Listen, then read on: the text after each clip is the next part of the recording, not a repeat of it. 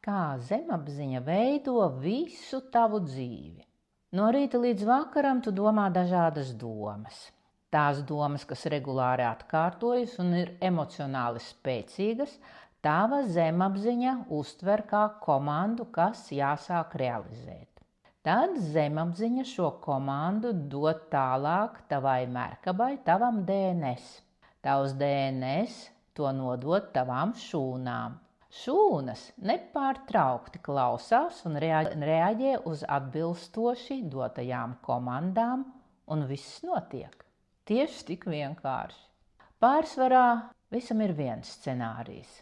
Ja cilvēkam ir kāda problēma, viņš taču ir atbildīgs un domā par esošo problēmu. No rīta līdz vakaram viņš pārdzīvo, emocionāli pārcelā to, kas ir noticis, domā par savām kļūdām, par saviem zaudējumiem. Viņš cenšas problēmu ar prātu un loģiku it kā saprast, it kā atrisināt, bet viss kļūst tikai un vienīgi sliktāk. Kāpēc tā notiek?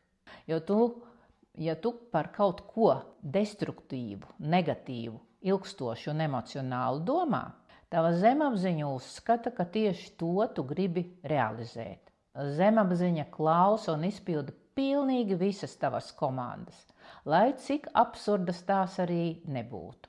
Zemapziņa nesaprot to, kas tev ir labs, kas tev ir slikts. Tātad, ja tu gribi pats veidot savu dzīvi apzināti un mērķtiecīgi, sāc mācīties un strādāt ar savu zemapziņu. Es tev palīdzēšu. Pievienojies kursam, kas drīzumā sāksies, un sadraudzējies ar savu zemapziņu.